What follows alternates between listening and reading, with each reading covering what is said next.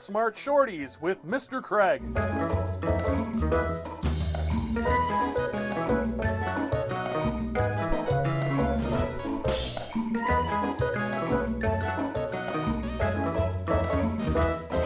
Hi gang, Mr. Craig here for an Art Smart Shorty with Mr. Craig so that we can get smart with our art and we can create some cool things and get our brains working in a very healthy and fun and awesome way.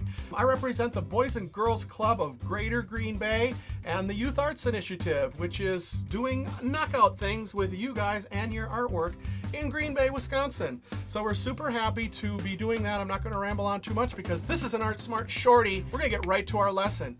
Today, what I want you to focus on, and we're going to hopefully learn a little bit about, is our faces, drawing the face. A lot of people don't like to necessarily draw the human face, so I'm going to kind of break that down into a kind of a basic little lesson. First thing I want you to do is I want you to draw an egg shape or an oval shape because our heads are somewhat egg shaped. Everybody's head is different. Everybody's face is different. All the features are very different. Even twins, there's something very slightly different about each twin if you really care enough to look and notice and recognize the difference. But we're going to just kind of create a general person with this time. Now what I want you to do very lightly, I'm going to do mine darker so you guys can see it, but very lightly we're going to draw a line down the center, splitting it into two hemispheres, two different sides. And the reason that we do that is because our faces are symmetrical. And symmetrical, that's an art term. The opposite is asymmetrical, where things are not the same on both sides. Symmetrical means that they're the same on both sides. You have an eyeball on one side, an eyeball on the other side, a nostril on one side, a nostril on the other side, half a mouth on one side, half a mouth on the other side, half a beard on the other side. Oh, you guys don't have half a beards? What's your problem? Get a half a beard. Kidding. Now, what we're going to do is on this line that divides our faces from two different sides, we're going to go halfway down. And we're going to kind of measure almost exactly halfway down that line because that's where our eyes are. And a lot of people say, Mr. Craig, are you crazy? Our eyes are at the top of our heads. They're at the top. You know what? They kind of, if they were at the top, we'd be lizards. We'd be lizards. They're in the middle. We're predators. We eat things. Where's some food? Where's some food? So we turn our necks so we can see. So our eyes are in the center of our head. And we're going to kind of make a line there. And now when we're working on eyes, I want you to think about this shape, a football shape. Many of you guys are from Green Bay, so you know what a football looks like. Green Bay Packers, although I don't know if we're going to see the Packers much this year, which is crazy. This is like the first year in how many years that something like this has happened. It's never happened in my lifetime, so it's crazy. But we can take a football shape and think about that as the shape of an eye, a general shape of an eye. Or if you're not a football fan, we can make it also into a fish shape, like this, okay? See the fish shape? And so this shape and this shape are very similar. Now, when we're putting our eyes on this line, we want to kind of divide the space in the middle between the eyes, the thickness of an eyeball. So there's like, it's almost like you could take your eye and put another eyeball right in the middle that would give you that space so that you could kind of divide it into three sections. So you can make like 1, 2, 3, 4 points on that line and then make your eyeball shape. Make your eyeball shape, make your eyeball shape. And each person's got different folds on their eyes, which makes them look different and makes them look just like how they are. The eyeball next is we're going to kind of draw the circular iris part of that. And rarely will you see the entire iris of a person, unless they're like terrified, where they're going, ah, ah, ah, oh my God, I'm scared. That's maybe when you'd see the entire iris of a person when their eyes are super wide. Most of the time, you only see a part of it because it's kind of resting.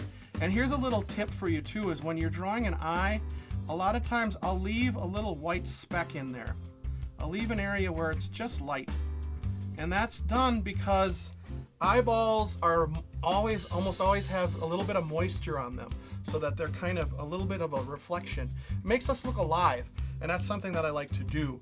Next, we're going to go from the center of our eyes down to our chin, and about halfway down that line, we're going to make another mark, and we're going to draw some nose shapes. The shapes for a nose are 2 nostril holes. Boom, boom. I know it's gross, gang, but that's how it works. There's 2 shapes there that we can kind of see that make lines. And they almost look like teardrops tipped on their side. Teardrops tipped on their side.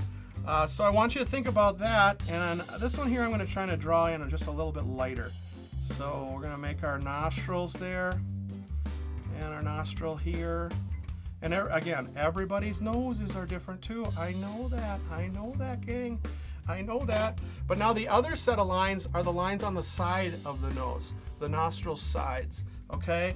And we're going to kind of contain them a little bit where it kind of comes just below and and a little bit more above. So here all of a sudden we have some nostrils going on. Another tip is that you can make your bridge of your nose there's some key lines up in here where the shading hits, where it's between the eyes. And I have glasses on, so it's a little bit hard to see, but it's there, voila. Next, going from the nose down to the chin, we're gonna make a mark about halfway down there. And I want you to think about this particular shape when you're drawing mouths. The letter M, mouths. Draw the letter M and then run it over with a steamroller, and it kind of gets longer and flatter. Okay, so now it's a long flat run over M. And if I put another long flat run over M underneath it, just a little bit different, I can all of a sudden create a lip shape, a shape for a lip. And again, this is a generalization, but boom, now we've got some type of a shape there. So I'm going to go from about the center of my eyes, starting on each side, and make my M run over like that. And if I want to make them smile, kind of turn those corners up a little bit more. This guy is just kind of feeling nothing. He's just kind of there. And maybe we'll spend next episode working on expression. That I think would be really good. Now, so we've got our eyes, nose, mouth, and when you go halfway from the mouth to the chin, there's that little divot there. And every time I talk about it, the kids like to kind of put their little fingers on their divot. And right in there where your lips and your teeth and your chin kind of split, and that's just becomes that maybe a little bit of a shape there. And there's, again, I don't even want to say it anymore, but there's diversity in everybody. Everybody's a little bit different, especially with the folds of the eyes. So if you look at how the person's folds above and below the eyes work, and how their eyelashes work and how their eyebrows work, just going to put some basic eyebrows on this guy. And usually when I'm drawing eyebrows, I like to think about it as it's individual strands of hair too. So if I draw it in there in the direction where it's kind of growing from, we could kind of get that going on.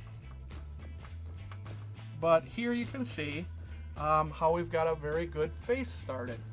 And I could add our ears in there, where the eyeballs, from the eyeballs down to the mouth. On the side, we have these very odd shaped things called ears. And gang, let me tell you, if you really want to draw an ear, try and catch somebody while they're sleeping so you could just study it and look at it, and all these weird shapes and crazy oddball things and how they look. It's fascinating. It's actually, the ears are a really interesting device. And I don't know, maybe every single person has ears that are completely different, but I don't know. So I don't have any hair on here, or I don't have anything else, but we've got a really good basic start for a human being. So this has been a Art Smart Shorty with Mr. Craig, and we'll maybe do another one in the future where we're exploring expression and hair and shoulders and necks maybe. Thanks again, guys. Mr. Craig here for the Boys and Girls Club of Greater Green Bay and the Youth Arts Initiative, hoping that you guys are staying creative and healthy, both mentally and physically. And I want you guys to be making your art and doing some great, wonderful things that only you can do. Thank you guys for your time. Mr. Craig out of here.